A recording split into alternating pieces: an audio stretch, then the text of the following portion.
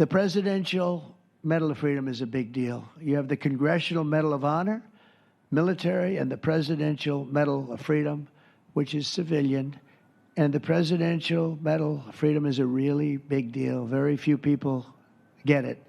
Very few people, frankly, qualify. It's a decision of the president, but it's a qualification that's a very hard one to get. And I would like to ask, if I might, the military aide to read Charles James Kirk's citation for the Presidential Medal of Freedom. Thank you very much. Thank you.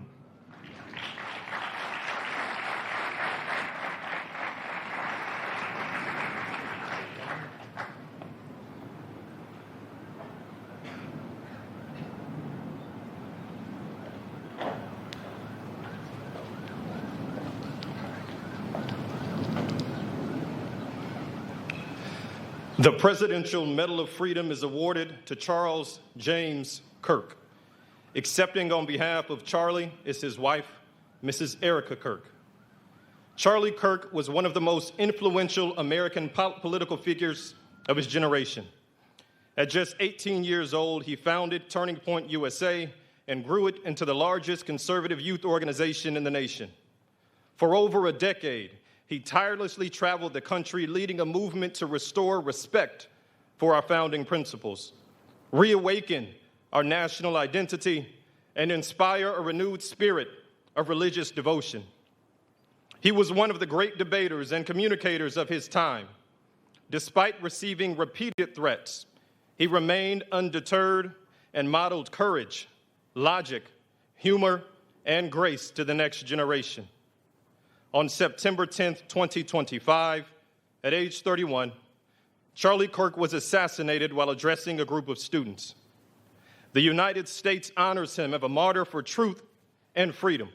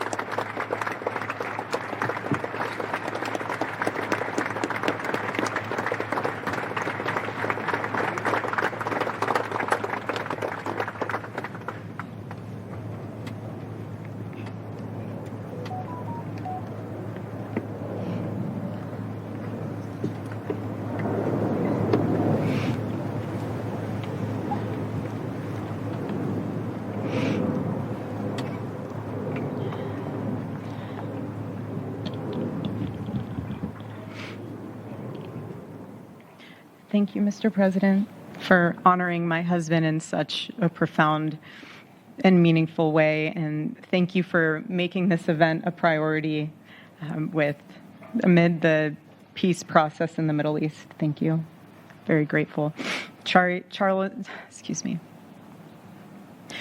always admired your commitment to freedom, and that's something that both of you shared. So thank you. Your support of our family and the work that Charlie devoted his life to will be something I cherish forever, so thank you. To our gracious First Lady and her office for making this event possible, thank you as well. It's beautiful. To Vice President and the lovely Usha fans, your friendship has been an unbelievable encouragement. Thank you. And to all our friends and family that are here and watching from all around the world, thank you for loving us. Thank you for praying for us and for believing in what Charlie believed in. And to our Turning Point USA staff and the Charlie Kirk Show staff, we love you more than you could ever know. And to the Turning Point USA chapters that are watching all across America right now, you are the heartbeat of this future and of this movement. Everything that Charlie built, you guys are the legacy holders of that. You are living proof that his mission did not die with him. It lives through you. And Charlie always said the next generation will decide whether freedom endures. And because of you, I know that freedom will endure. It will. And today we're gathered not only to celebrate Charlie's birthday, but to honor a truth that he gave his entire life to defend, and that's freedom. The very existence of the Presidential Medal of Freedom reminds us that the national interest of the United States has always been freedom. Our founders etched it into the preamble of our Constitution, and those words are not relics on parchment. They are a living covenant. The blessings of liberty are not man's invention, they are God's endowment. Charlie lived for those blessings, not as abstract words, but as sacred promises. He used to love to journal about this topic all the time, and with such a heart postured of gratitude. And he believed that liberty was both a right and a responsibility. And he used to say, freedom is the ability to do what is right without fear. And that's how he lived. He was free from fear.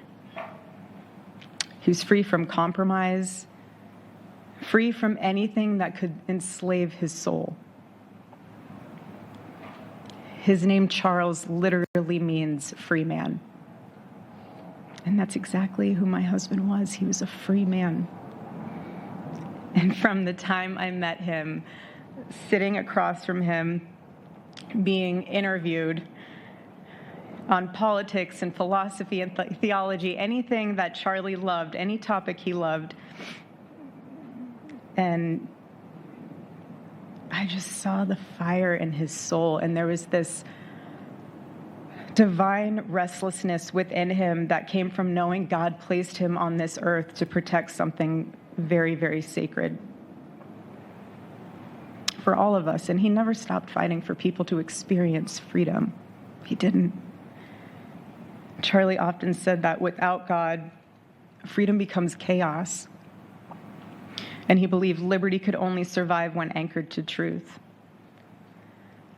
And I remember in one of his speeches, he told the audience that the opposite of liberty isn't law. He said it's captivity. And that the freest people in the world are those whose hearts belong to Christ. But what's so powerful is that Charlie had the ability to communicate so brilliantly across all generations. And he reminded us that in a world that tells us freedom is doing whatever you want to do, the real freedom is the power to live freely and to do what is right. And in one of his journal entries, he wrote that he wanted everyone to know that you can't have liberty without moral responsibility. Freedom divorced from faith eventually just destroys itself. And what's so fascinating about all of this is looking back these past 12 years of Turning Point USA and his mission, there's almost this veil of sacredness. Because what I realize is that while he was building an organization, he was also building a movement. One that called people back to God, back to truth, and a movement that was filled with courage. And ironically, for a man who impacted millions, Charlie never desired to be the center of attention. He just wasn't. My husband was not a man of extravagance. He loved simple but deeply meaningful things. Truly. He loved his late night walks. He loved buying more books than he could ever read because he felt there was no such thing as a book budget.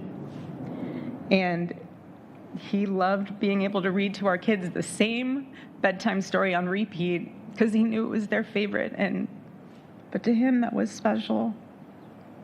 And he loved to sit in the sun on a Saturday morning with his cup of decaf coffee, and his phone was off because he was honoring the Sabbath.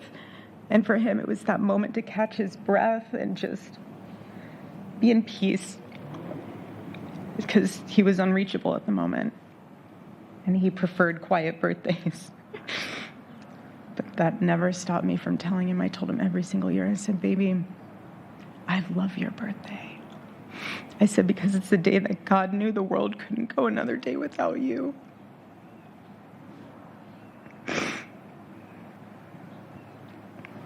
And so the rhythm of our usual birthday celebration for him was mint ice cream, mint chocolate chip ice cream. He only had it twice a year, on his birthday and 4th of July.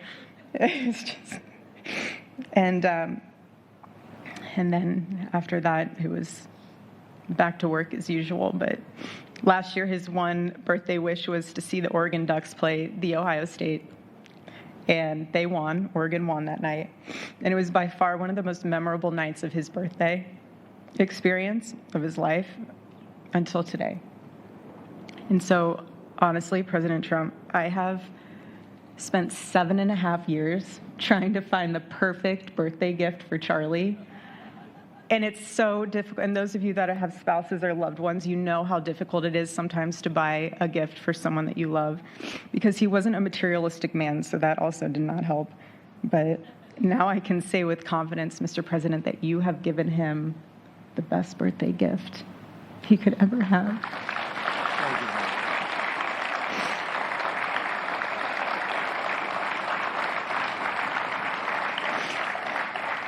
It's such an honor, and the recognition of a life lived for defending freedom. And that's what Charlie fought for until his last breath.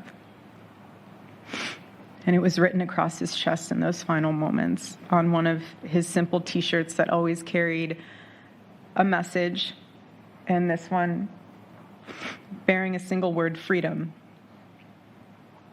That was the banner over his life, and that shirt was a declaration. The same declaration he made in every speech, every campus visit, every time he shared the gospel at a church, every sleepless night that he would spend praying for the youth of this nation and planning for the future of our country, and just impressing upon them that when we defend liberty, we defend the soul of our nation. My husband never told anyone what to say. He never did. He never told anyone what to say. He would just encourage them to think. He would encourage them to think outside of the traditional political labels. He would want them to think in a way that was anchored in wisdom and truth. But he would never tell anyone what to say. Charlie wasn't content to simply admire freedom. He wanted to multiply it. He wanted to multiply freedom. He wanted young people to taste it and to understand it and defend it.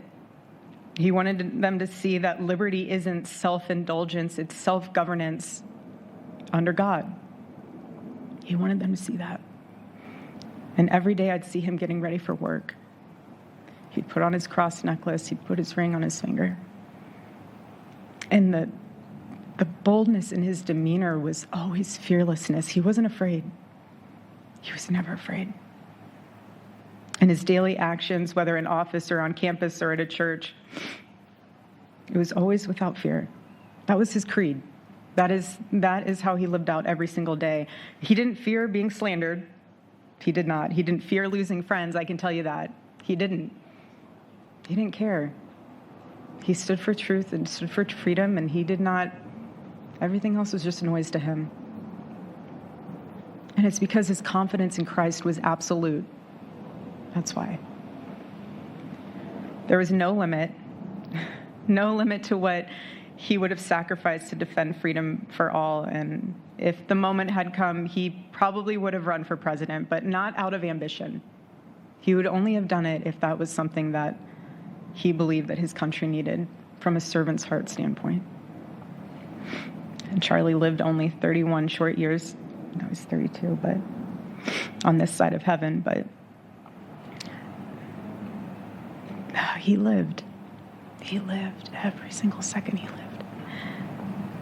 filled every single day with purpose, and he fought for truth when it was unpopular.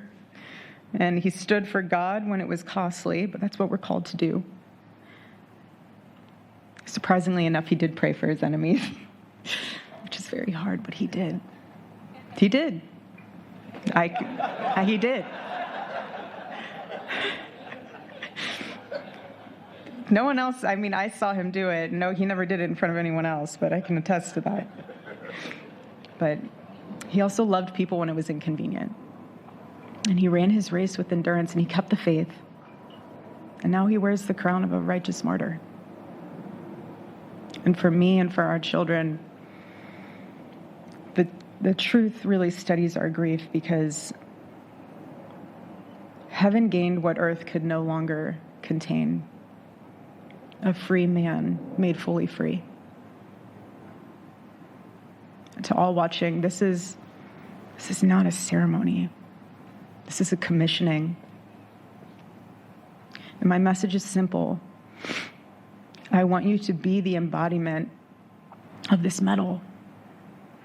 I do. I want you to free yourself from fear. I want you to stand courageously in the truth. Listen for the still, small voice of God. And remember that while freedom is inherited in this country, each of us must be intentional stewards every single day. God began a mighty work through my husband, and I intend to see it through. And the torch is in our hands now. It's in mine, it's in yours, it's in all of yours. It's in all the students with Turning Point USA. And before I close, I'll share with you that I asked our daughter what she would like to say to Daddy for his birthday. Excuse me.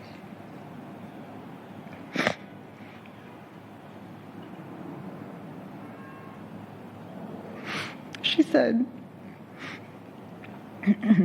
"Happy birthday, Daddy. I want to give you a stuffed animal.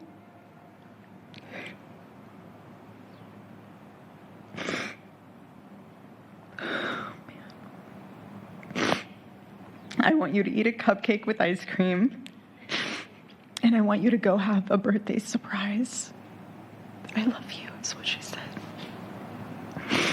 And while our son is precious, he can't yet speak, in classic Kirk family fashion, his actions spoke louder than his words, and his gift to you, Charlie, and myself for that matter, was deciding to become the man of the house and be fully potty trained at 16 months. But Charlie, baby, I know that you're celebrating in heaven today, but gosh, I miss you. We miss you. And we love you, and we promise we'll make you proud. And Charlie's life was proof that freedom is not a theory, it's a testimony. He showed us that liberty begins not in the halls of power, but in the man of a heart surrendered to God. And so today, as we honor Charlie with this incredible Presidential Medal of Freedom on his birthday, I stand here with tears and just a humbled heart and spirit, because his story reminds us all that to live free is the greatest gift, but to die free is the greatest victory. Happy birthday, my Charlie. Happy Freedom Day. God bless you. 谢谢。